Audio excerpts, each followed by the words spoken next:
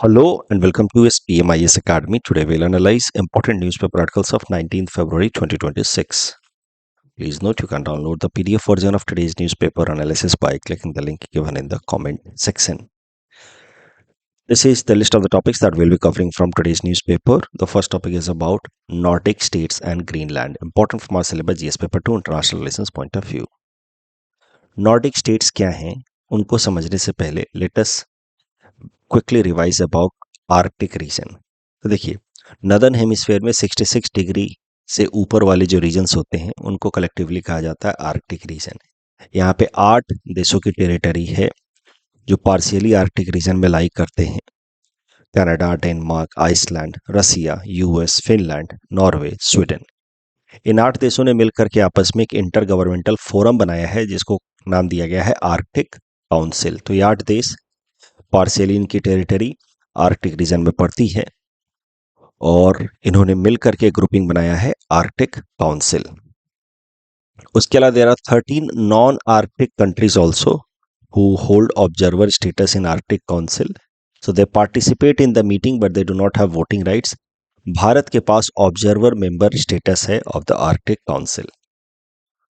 अब Arctic Council तो हमने समझ लिया, आर्कटिक रीजन तो देख लिया।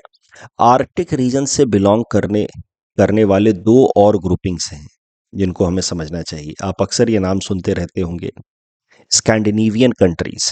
तो स्कैंडिनेवियन कंट्रीज में आते हैं नॉर्वे, स्वीडन एंड डेनमार्क। ये 3 देश कहे जाते हैं स्कैंडिनेवियन कंट्रीज। स्कैंडिनेवियन ग्रुपिंग जो है वो कोई पॉलिटिकल ग्रुपिंग नहीं है, कोई सिक्योरिटी या इकोनॉमिक ग्रुपिंग नहीं है। It is actually a cultural grouping. इन 3 देशों की कल्चर काफ़ी मिलती है, लैंग्वेज, कल्चर, ट्रेडिशन काफ़ी मिलते हैं। दे आर म्यूचुअली इंटेलिजिबल, मतलब काफ़ी मिलते जुलते हैं। तो इस कारण से इन 3 देशों को कलेक्टिवली कहा जाता है Scandinavian countries. Norway, Sweden, Denmark, Scandinavian countries. ठीक है। एक और ग्रुपिंग इस रीजन को बिलोंग करती है जिसका नाम है नॉर्डिक ग्रुपिंग या नॉर्डिक कंट्रीज। नॉर्डिक कंट्रीज के अंदर स्कैंडिनेवियन कंट्रीज तो हैं ही, नॉर्वे, स्वीडन, डेनमार्क तो हैं ही, उसके अलावा फिनलैंड भी है और आइसलैंड भी है। ये 5 देश मिला करके बनाते हैं नॉर्डिक कंट्रीज और इन्होंने आपस में बनाई हुई है नॉर्डिक काउंसिल। इन 5 देशों के अलावा कुछ आइलैंड्स भी हैं जो in general autonomous status hold करते हैं but they are under overall sovereignty of one or the other country of the Nordic council. For example हम बात करें ग्रीनलैंड की, तो Greenland is under sovereignty of Denmark, but in general Greenland practices autonomy. For basic rules, Greenland has its own parliament. तो Greenland वैसे ही autonomy है Faroe Island के पास, but Faroe Island is also under Denmark. उसके अलावा यहाँ पे एक आइलैंड आइलैंड है, it is under Finland.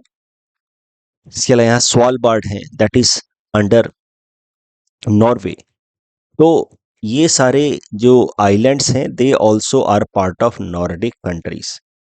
These islands have their own government, they practice autonomy but they are under overall suzerainty या sovereignty of some other Nordic countries. तो collectively Nordic countries में अगर देखा जाए तो 5 सोवरेन देश हैं, नॉर्वे, स्वीडन, डेनमार्क जो स्कैंडिनेवियन कंट्रीज भी हैं, plus Finland and Iceland, plus there are some islands like Greenland, Faroe Island, Svalbard and एलैंड island.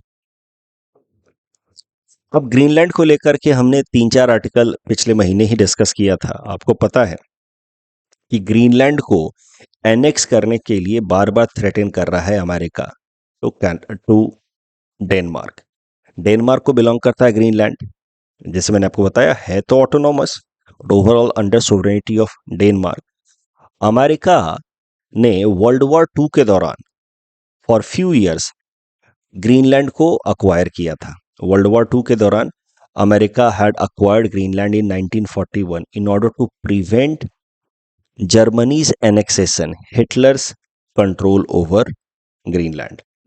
फिर वर्ल्ड वॉर 2 खत्म होने के बाद 1945 में America handed Greenland back to Denmark. पहले से ही 17th सेंचुरी से ही Greenland was under control of Denmark. World war two के दौरान Greenland for few years 2-3 years was under control of US. बाद में इसको यूएस ने फिर से दे दिया डेनमार्क को। अब करंट जो यूएस प्रेसिडेंट हैं डोनाल्ड ट्रंप, वो कहते हैं कि यूएस ने वहाँ पे स्ट्रैटेजिक ब्लंडर कर दिया, उनको ग्रीनलैंड वापस नहीं करना चाहिए था। ग्रीनलैंड का स्ट्रैटेजिक लोकेशन है, प्लस ये नेचुरल रिसोर्सेज में रिच है, इस कारण से Greenland should not have been handed over back to Denmark. And since then ही is trying one way or the other to take back Greenland from Denmark for America. पहले उन्होंने कहा Denmark को फाइनेंशियल ऑफर दिया कि we want to purchase Greenland, Denmark ने वो मना कर दिया। अब वो कह रहे हैं कि हम लोग मिलिटरली ऑक्यूपाई कर लेंगे ग्रीनलैंड को। इस कारण से पूरा जो यूरोपियन यूनियन है वो भी थ्रेटेंड है। ग्रीनलैंड को जब थ्रेटेन किया अमेरिका ने, उसके बाद से जो नाटो ग्रुपिंग है उसके अंदर भी इंटरनल डिविजन्स आने लगे। Here one NATO countries threatening another NATO country. तो ग्रीनलैंड की सिक्योरिटी को लेकर के हाल फिलहाल में थोड़े से थ्रेट्स हैं। पूरा यूरोपियन यूनियन वल्नरेबल महसूस कर रहा है, डेनमार्क खासकर वल्नरेबल महसूस कर रहा है। इसी कंटेक्स्ट में ये जो नॉर्डिक कंट्रीज हैं, ये जो 5 देश हैं जो मिलकर के बनाते हैं Nordic countries, they have decided to update Helsinki treaty. उनके बीच में, इन नॉर्डिक देशों के बीच में एक ट्रीटी हुई थी 1962 में for developing cooperation amongst each other, उसको अपडेट करने का इन्होंने फैसला किया है, जिसकी मदद से now there will be more focus on ensuring security of islands like Greenland and Faroe island. Greenland और फरो आइलैंड जैसे जो रीजन्स हैं उसको कोई बाहरी देश फोर्सफुली एनेक्स ना कर पाए, अमेरिका जैसा देश एनेक्स ना कर पाए, इसके लिए नॉर्डिक कंट्रीज आपस में जो उनकी ट्रीटी है हेलसिंकी ट्रीटी, उसको अपडेट कर रहे हैं। इस टॉपिक डिस्कशन के बेसिस पे ये प्रीलिम्स प्रैक्टिस क्वेश्चन है। Please attempt this question and submit the answer in the comment section. Next topic is about Venezuelan oil which is not suitable for Indian refineries. Important from our syllabus GS paper 3 Indian economy point of view. देखिए आपको पता है कि US captured Venezuelan president last month, Nicolas Maduro. उसके बाद से US has developed its influence over Venezuela, लगभग directly and directly Venezuela के ऊपर तो उसके यूएस का कंट्रोल आ ही गया है। जब भारत के साथ ट्रेड नेगोशिएशंस हुए हैं यूएस के, तो उसके बाद फोन पे बात हुई प्रधानमंत्री नरेंद्र मोदी जी की डोनाल्ड ट्रंप के साथ। उसके बाद डोनाल्ड ट्रंप ने यूनिलैटरली, भारत ने अभी कहा नहीं है, डोनाल्ड ट्रंप ने यूनिलैटरली अनाउंस कर दिया कि भारत ने कमिट किया है कि वो रसिया से तेल खरीदना कम करेगा और ज़्यादा से ज़्यादा अब अमेरिका से तेल खरीदेगा। और इसके साथ ही now America will ensure that India buys more and more Venezuelan crude oil. ये डोनाल्ड ट्रंप ने कहा कि भारत ज़्यादा से ज़्यादा वेनेजुएला का क्रूड ऑयल खरीदेगा। वेनेजुएला की अगर बात की जाए तो Venezuela has largest proven oil reserves in the world. शायद से यही कारण है कि अमेरिका का इतना इंटरेस्ट है वेनेजुएला में।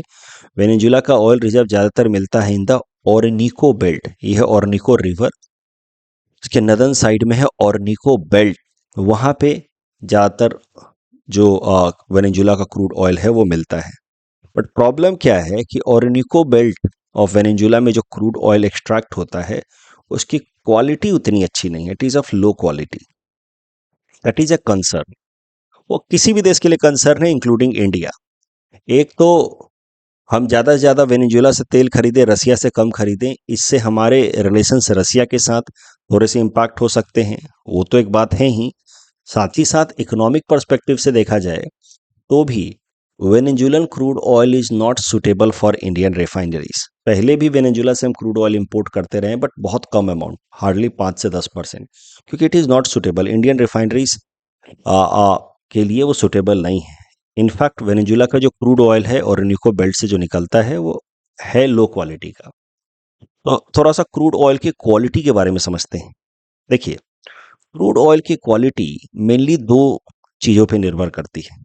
एक होता है उसकी डेंसिटी, जितना ज़्यादा वो डेंस होगा उतना खराब ऑयल माना जाएगा वो, क्योंकि डेंस ज़्यादा होगा तो फिर उससे पेट्रोल डीजल कम निकलेगा, उससे रेसिडुअस ब्यूटेन ज़्यादा निकलेगा। डेंसिटी कम होगी तो पेट्रोल डीजल ज़्यादा निकलेगा। तो डेंसिटी कम होनी चाहिए। अब डेंसिटी को मेजर करने के लिए होता है एपीआई नंबर। एपीआई नंबर का कैसा है कि अगर एपीआई नंबर हाई है किसी भी क्रूड ऑयल का, मतलब वो एक लाइट ऑयल है, उसकी डेंसिटी कम है, that is easy to refine and it will give more petrol and diesel. किसी क्रूड ऑयल का एपीआई अगर लो है तो इसका मतलब वो हेवी ऑयल है, एक कैनेस्टिक ही होगा and it is hard to refine. तो जिस इमेज में भी आप देख रहे हैं, ये जो ऑयल होगा इसका लो एपीआई होगा और इसका एपीआई हाई होगा। तो एपीआई जितना कम हो उतना अच्छा है। API I am so sorry, high API जितना हो, एपीआई जितना हाई हो उतना अच्छा है। हाई एपीआई 31 डिग्री से ज़्यादा हो तो लाइट क्रूड है। तो वेनेजुएलन ऑयल की अगर हम बात करें तो उसका एपीआई कम है, it is having low API. Low API होने का मतलब है कि इट इज हेवी और एक्स्ट्रा हेवी, और इस कारण से इट इज नॉट सुटेबल। तो क्रूड ऑयल की क्वालिटी जज होती है on the basis of density. Density को मेजर करने के लिए क्रूड ऑयल में इस्तेमाल किया जाता है एपीआई पैरामीटर्स या API numbers. Lower the density higher will be API number, higher the density lower will be the API number. Higher density होना अच्छी बात नहीं है, यानी कि दूसरे शब्दों में कहें तो लो एपीआई होना अच्छी बात नहीं है। और वेनेजुएलन ऑयल की हायर डेंसिटी है या लो एपीआई है।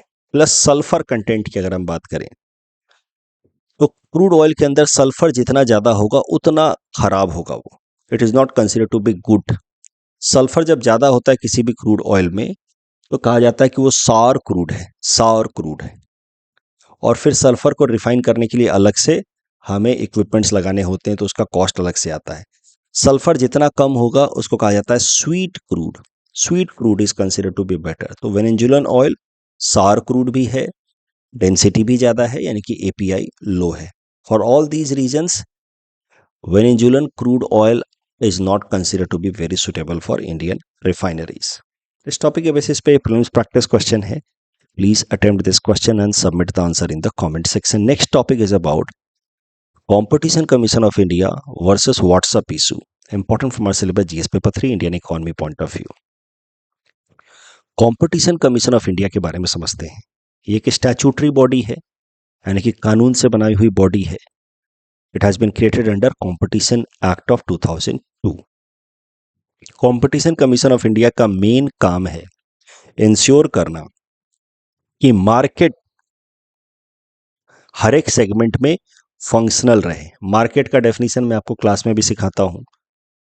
मार्केट का मतलब है there should be n number of sellers and number of buyers. Market का जो एसेंस है वो है competition. N number of sellers होंगे, एन नंबर ऑफ बायर्स होंगे, तो क्या होगा, सेलर्स के बीच में कंपटीशन होगा।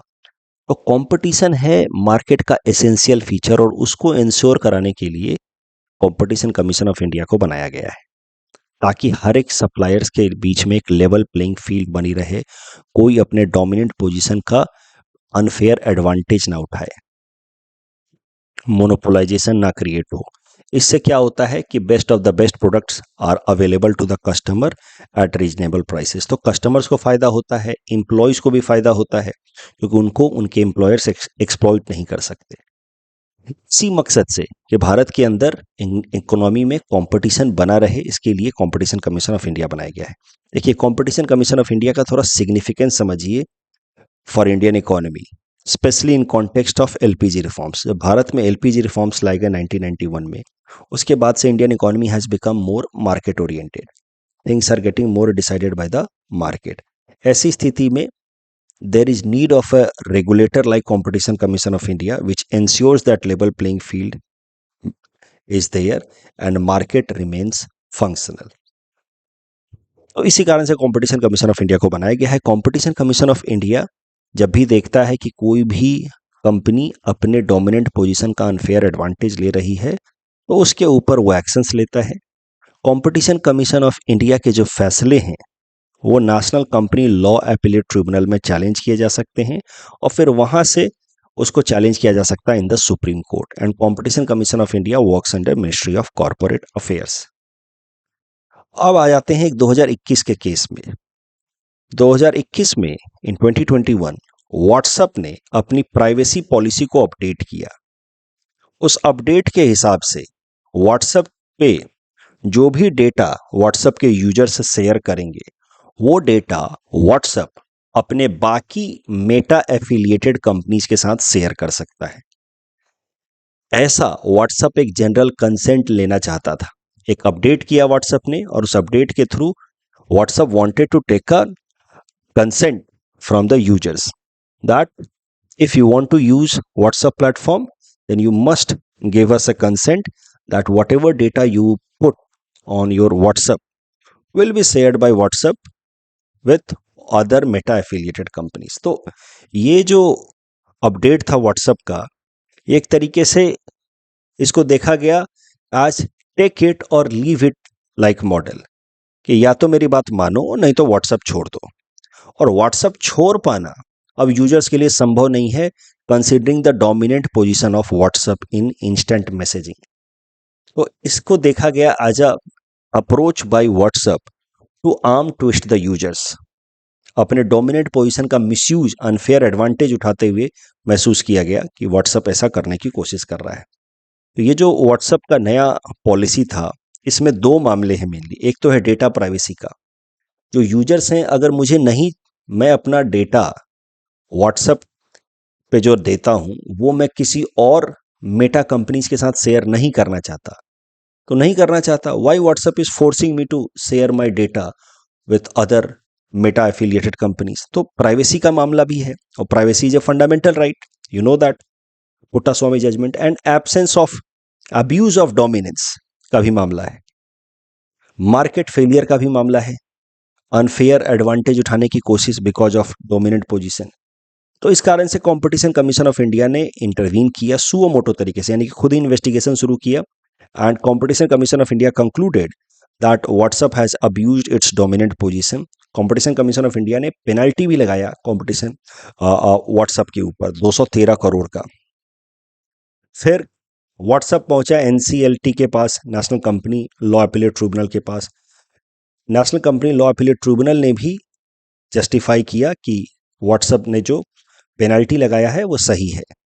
फिर पहुंचे सुप्रीम कोर्ट के पास व्हाट्सएप। सुप्रीम कोर्ट ने भी व्हाट्सएप की इस अपील को रिजेक्ट कर दिया। तो व्हाट्सएप के ऊपर 200 से ज़्यादा करोड़ की पेनल्टी लगी है for its attempt to dominate और मिसयूज इट्स डोमिनेंट पोजीशन। इस तरीके से time to time competition commission of India ने अलग अलग कंपनियों के ऊपर एक्शंस लिए हैं। जैसे गूगल के ऊपर एक्शन लिया था एक बार, जब गूगल ने अपने प्ले स्टोर का dominant position, Google play store एक तरीके से मोनोपोलाइज कर चुका है, तो उस प्ले स्टोर के डोमिनेंट पोजीशन का मिसयूज करने की कोशिश की। गूगल क्या करता है कि अपने जो पेमेंट ऐप्स वगैरह होते हैं, गूगल के खुद के ऐप्स वगैरह होते हैं, उनको सबसे पहले दिखाता है, उनका आइकॉन साइज भी बड़ा कर देता है। जैसे गूगल पे का आइकॉन साइज बड़ा कर देगा, फोन पे, भीम, इन सब का छोटा कर देगा। तो ये सब अपने प्ले स्टोर के डोमिनेंट पोजीशन का मिसयूज या अनफेयर एडवांटेज लेने की कोशिश थी, उसमें भी एक्ट किया था कंपटीशन कमीशन ऑफ इंडिया ने।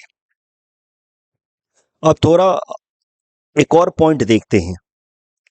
देखिए, इस पूरे डिस्कशन से WhatsApp and competition commission of India के बीच में जो मामला हुआ 2021 में, उसमें जो एक एसेंशियल कॉन्सेप्ट है वो ये है कि आज के टाइम में data is emerging to be very very important for businesses. Businesses क्या करते हैं? डेटा कलेक्ट करते हैं on the basis of online searches, purchases, social media activity, app uses. आप देखते हैं आजकल आप किसी शॉपिंग मार्ट में भी आप शॉपिंग करेंगे तो आपका सारा जो आप बाइंग करते हैं उसको पहले लोग डिजिटली रिकॉर्ड करते हैं और आपका फ़ोन नंबर भी लेते हैं साथ में। उससे क्या है ना कि आपकी वो एक हिस्ट्री बना रहे हैं कि आप किस किस तरीके का सामान खरीदते हैं, और फिर वो डेटा वो किसी और के साथ शेयर करेंगे। अब अगर आपको उनको पता चल गया कि आप रेगुलर तरीके पे से रेगुलर मैनर में ब्रेड खाते हैं, तो हो सकता है कि ब्रेड कंपनी वाला वो डेटा को जब पता कर ले तो आपका नंबर उसके पास है ही, वो अपने ब्रेड का एडवर्टीजमेंट करना शुरू कर दे आपके फ़ोन पे, आपके अलग अलग सोशल मीडिया प्रोफाइल्स पे कि हमारा ब्रेड सबसे अच्छा है, न्यूट्रिशियस है एंड ऑल। तो इस तरीके से बिजनेसेस जो है वो डेटा कलेक्ट करते हैं, उससे उनको कंज्यूमर प्रेफरेंस तो पता चलता ही चलता है कि कंज्यूमर्स को ये चीजें चाहिए। They can predict behaving buying behaviour, they can also channelise your preferences, वो आपको एक पर्टिकुलर अपने प्रोडक्ट की तरफ नज भी कर सकते हैं। Channelising preferences also do happen. तो हमें लगता है कि हम अपनी ऑटोनॉमी से सामान खरीद रहे हैं, लेकिन कहीं ना कहीं हमें चैनलाइज कर दिया जाता है because of the data that has gone to the businesses. Data के कारण businesses are able to make more accurate decisions, that is true, क्योंकि जैसा डिमांड होगा वैसा वो प्रोडक्ट बनाते हैं, इसीलिए कहा जाता है data is the new oil. But concerns जैसा कि मैंने आपको पहले ही बताया, प्राइवेसी ब्रीच का मामला है, हमारा डेटा हम इस्तेमाल किया जा रहा है बिना हमारे जानकारी के। अनइवन प्लेइंग फील्ड क्रिएट हो जाता है, कहीं ना कहीं मार्केट फेलियर होता है इससे, क्योंकि जिनके पास एक्सेसिबिलिटी होती है डेटा की, जिनका ऐसा डोमिनेंट पोजीशन होता है, they are able to extract maximum benefit, and as I told you, channelizing preferences, consumers को लगता है कि they are having autonomy but they are being nudged, conditioned। तो इन्हीं सब चीजों को रोकने के लिए भारत सरकार लेकर के आई 2023 में digital personal data protection act. इस कानून की मदद से अनफेयर यूज ऑफ डेटा को रिस्ट्रिक्ट किया गया है ताकि यूजर्स की डिजिटल डेटा प्राइवेसी बनी रहे। इस टॉपिक के बेसिस पे प्रीलिम्स प्रैक्टिस क्वेश्चन है, please attempt this question and submit the answer in the comment section. ऐसा सवाल यूपीएससी ने साल 2023 में पूछा था कंपटीशन कमीशन ऑफ इंडिया के ऊपर। मैंने 3-4 एग्जांपल दिए हैं, इसकी मदद से आप इस क्वेश्चन को आराम से अटेम्प्ट कर सकते हैं। आप इसमें व्हाट्सएप वाला तो जिक्र कर ही सकते हैं, बाकी भी मैंने कुछ एग्जाम्पल्स दिए हैं। Next topic is about Nvidia and open AI announce partnerships in India. Indian economy perspective से इंपॉर्टेंट हो सकता है। छोटा सा न्यूज है, मेंस में कहीं पासिंग रेफरेंस में आप लिख सकते हैं। भारत में जो अभी इंडिया एआई समिट चल रहा है न्यू दिल्ली में, 16 से 20 दिसंबर तक चलेगा। जब ये इंडिया एआई समिट कंप्लीट हो जाएगा तो उसके बाद इसके जो महत्वपूर्ण फैसले मैं एक साथ आपको न्यूज़पेपर एनालिसिस में करा दूंगा। इस इंडिया एआई समिट के दौरान Nvidia and open AI they have announced partnership with Indian firms. जैसे एनवीडिया ने भारत के 7 अलग अलग इंस्टीट्यूट्स के साथ, आईआईटी दिल्ली, आईएम अहमदाबाद, इस तरह के इंस्टीट्यूट्स के साथ पार्टनरशिप या कोलैबोरेशन कर अनाउंस किया है। ओपन एआई ने इन 7 इंस्टीट्यूट्स के साथ अनाउंस किया है। एनवीडिया ने 3 एंटिटीज के साथ पार्टनरशिप अनाउंस किया है। ओपन एआई आपको पता है आर्टिफिशियल इंटेलिजेंस में रिसर्च एंड प्रोडक्ट कंपनी है, इसने ही चैट जीपीटी एआई प्रोडक्ट बनाया है। एनवीडिया चिप मेकिंग कंपनी है, दुनिया की सबसे बड़ी रेवेन्यू वाइज अगर बात की जाए तो चिप मेकिंग कंपनी है, और वो बड़े सेमीकंडक्टर चिप बनाता है। तो एनवीडिया एंड ओपन एआई का जो पार्टनरशिप है इंडियन फर्म्स के साथ, it will help India to excel in semiconductor fabrication and artificial intelligence. कल जो हमने आपको प्रीलिम्स प्रैक्टिस क्वेश्चन दिए थे उसका आंसर देख लेते हैं। रफाल एयरक्राफ्ट की अगर बात की जाए तो डसॉल्ट एविएशन ने बनाया है, पर it is 4.5 generation stealth fighter aircraft, not 5th generation, इसलिए second statement is wrong. 4th से थोड़ा बेहतर है, 5th से थोड़ा कम है। It originates from France, that is correct. Second statement wrong है, food safety and standard authority of India से रिलेटेड, क्योंकि it works under ministry of health and family welfare. First statement is correct. Again यहाँ पे second statement wrong है, क्योंकि loggerhead turtles are found in temperate या semi tropical, extra tropical region, not exclusively in tropical region. तो second statement wrong है, but पहला सही है। पहला स्टेटमेंट तो मैंने आपको सीधा सीधा कल बताया था। Strait of Hormuz connects Persian Gulf with Gulf of Oman, that is correct. Lies between Iran and Oman, that is also correct. One of the most important choke points, also correct. That's all from our side for today. Thanks for watching.